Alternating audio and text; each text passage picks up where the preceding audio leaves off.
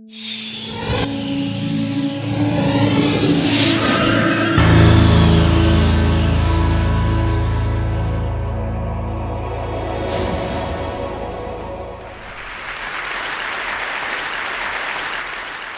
future, as we know, is very unpredictable. The best minds in the best institutions generally get it wrong.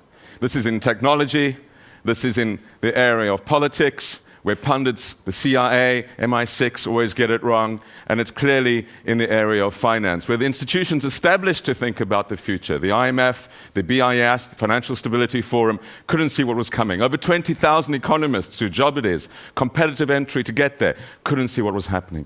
Globalization is getting more complex, and this change is getting more rapid. The future will be more unpredictable. Urbanization, integration, coming together leads to a new renaissance. It did this 1,000 years ago. The last 40 years have been extraordinary times. Life expectancy has gone up by about 25 years. It took from the Stone Age to achieve that. Income has gone up for the majority of the world's population, despite the population going up by about 2 billion people over this period. And illiteracy has gone down from a half to about a quarter of the people on Earth. A huge opportunity, unleashing of new potential for innovation, for development. But there's an underbelly. There are two Achilles heels of globalization. There's the Achilles heel of growing inequality, those that are left out, those that feel angry, those that are not participating. Globalization has not been inclusive. The second Achilles heel is complexity, a growing fragility, a growing brittleness. What happens in one place very quickly affects everything else. This is systemic risk, systemic shock. We've seen it in the financial crisis, we've seen it in the pandemic flu. It will become virulent, and it's something we have to build resilience again. A lot of this is driven by what's happening on technology. There's been huge leaps. There will be a million-fold improvement in what you can get for the same price in computing by 2030. That's what the experience of the last 20 years has been. It will continue. Our computers, our systems will be as primitive as the Apollos are for today. Our mobile phones are more powerful than the total Apollo space engine. Our mobile phones are more powerful than some of the strongest computers of 20 years ago. So what will this do? It will create huge opportunities in technology. Miniaturization as well. There will be invisible capacity in our bodies, in our brains, and in the air. This is a dust mite on a nano replica. This sort of ability to do everything in new ways unleashes potential, not least in the area of medicine. This is a stem cell that we've developed here in Oxford from an embryonic stem cell. We can develop any part of the body. Increasingly over time, this will be possible from our own skin, able to replicate parts of the body. Fantastic potential for regenerative medicine. I don't think there'll be a Special Olympics long after 2030 because of this capacity to regenerate parts of the body. But the question is, who will have it? The other major development is going to be in the area of what can happen on genetics. The capacity to create, as this mouse has been genetically modified, something which goes 3 times faster, lasts for 3 times longer, and reproduce as this mouse can to the age of our equivalent of 80 years, with using about the same amount of food. But will this only be available for the super rich, for those that can afford it? Are we heading for a new eugenics?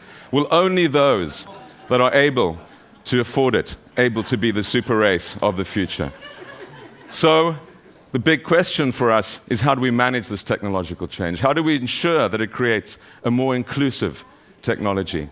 A technology which means that not only as we grow older, but we can also grow wiser, and that we're able to support the populations of the future. One of the most dramatic manifestations of these improvements will be moving from population pyramids to what we might term population coffins. There's unlikely to be a pension or retirement age in 2030. These will be redundant concepts. And this isn't only something of the West. The most dramatic changes will be the skyscraper type of new pyramids that will take place in China and in many other countries. So forget about retirements if you're young, forget about pensions, think about life and where it's going to be going. Of course, migration will become even more important. The war on talent, the need to attract people at all skill ranges, to push us around in our wheelchairs, but also to drive our economies and our innovation will be vital. The employment in the rich countries will go down from about 800 to 700 million over these people. This would imply a massive leap in migration. So the concerns, the xenophobic concerns of today on migration will be turned on their head as we search for people to help us sort out our pensions and our economies in the future. And then the systemic risks. We understand that these will become much more virulent, that what we see today is this interweaving of societies, of systems, fastened by technologies and hastened by just-in-time management systems. Small levels of stock push resilience into other people's responsibility. The collapse in biodiversity, climate change, pandemics, financial crises, these will be the currency that we will think about. And so a new awareness will have to arise of how we deal with these, how we mobilize ourselves in a new way and come together as a community to manage systemic risk. It's going to require innovation. It's going to require an understanding that the glory of globalization could also be its downfall. This could be our best century ever because of the achievements, or it could be our worst.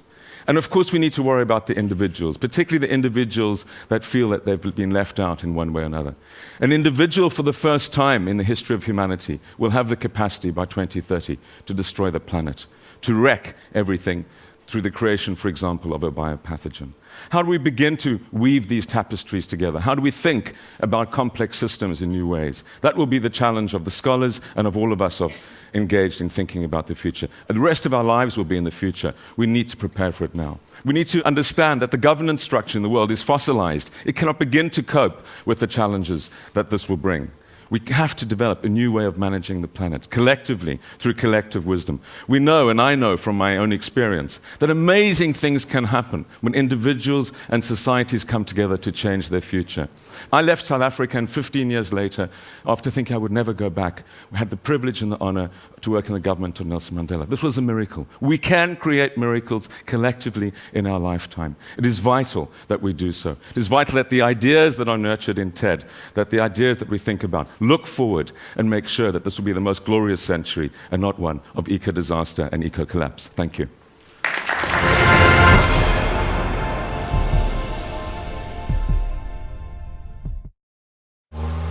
Traffic is a global epidemic. US traffic is creating 45% of the world's air pollution. In the UK, time wasted in traffic costs $20 billion a year. Would you pay for cleaner air and a faster commute? Stockholm put it to a vote. I voted for it, yes. I voted for it. I vote for it. We're not old enough to vote. We had to do something in Stockholm to improve the environment and to get a better flow in the traffic. We put a price on taking your car into the central parts of Stockholm, and we call that congestion charges. If you start a system like this and it doesn't work on the first day, then you will be in big trouble. It must be perfect from day one. There are 18 entry gates to the city. Each is equipped with cameras. Pictures are taken of the rear and front license plates. These pictures are sent to a central system that identifies the license plates and makes sure that the right person pays for the right passages. One of the obstacles we overcame was the OCR, the optical character reading of the license plate.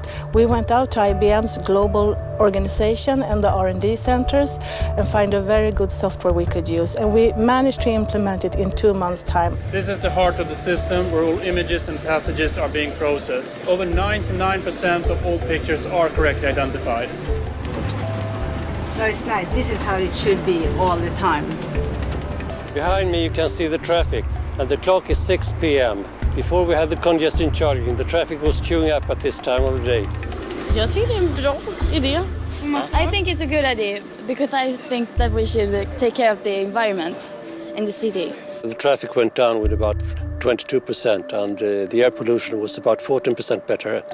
It's a huge international interest from different parts of the world, from the United States, from Latin America, from China, and it's really a pleasure to tell people not what we are planning to do, but what we actually have done in Stockholm. I voted for it, yes I did. Not my husband, so but I did. I think he is not thinking like me for the future. I'm thinking for the children and the grandchildren.